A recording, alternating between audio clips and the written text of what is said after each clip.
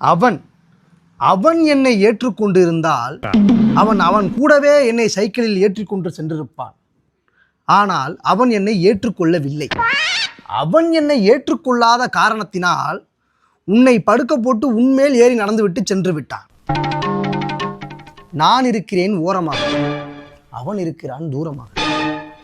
நீ இருக்கிறாய் மானக்கடா கேட்க போறேன் உன்னை. நான் என்ன நான் கிழிச்சியே, நீங்க என்ன அடிச்சு? நீங்க அடிச்சோம்ல, நல்லா கிழிச்சி நீங்க அடிச்சு. நேற்று என்ன பேசுனியா?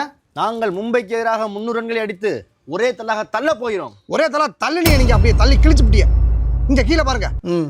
அப்படியே ஒரே தள்ளா தள்ளிட்டிய. ஒரே தள்ளா நேற்று ஒரே தள்ளா.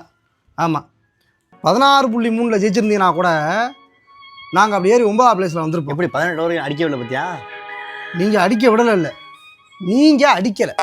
நாங்கள் மேலே ஏறிடுவோம் 9ஆவது பிளேஸில் வந்துடுவோம் சொல்லி நீங்கள் அடிக்கலை. பயம். ஏன்னா நீ என்னை ஏற்றுக்கொள்ளவில்லை. நீ ஏற்றுக்கொள்ளாத காரணத்தினால் இவன் மீது ஏறி சென்றிருக்கிறாய். சாக்சி, டீ குடுமா. எங்களுக்கு டீ? ஒரு நிமிஷம். எனக்கே மரியாதை இல்லை, உனக்கு தெரியுதா? தெரியாத இல்லையா? இதில் ஒன்றுமே இல்லை.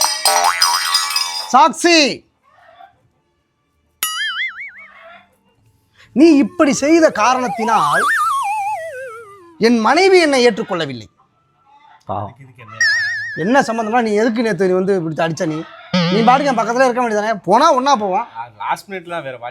இவன் என்னை ஏற்றுக்கொள்ளாத காரணத்தினால் கோழி கத்துறா. அடுத்து வரும் பந்தயத்தில் இவனை நான் தோற்கடித்து வெல்வேன்.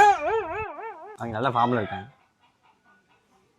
நாங்கள் திரிபாதியை கொண்டு வெறி கொண்ட ஃபார்மில் வருவோம். திருப்பதி வந்தா திருப்போம், தீப்பொறி போல இருப்போம். எங்கள் உருட்டி பார்ப்போம். என்ன உருட்டி பார்க்குறீங்க? இல்லை, அதான் திருப்பதி ரோஹித் சர்மா.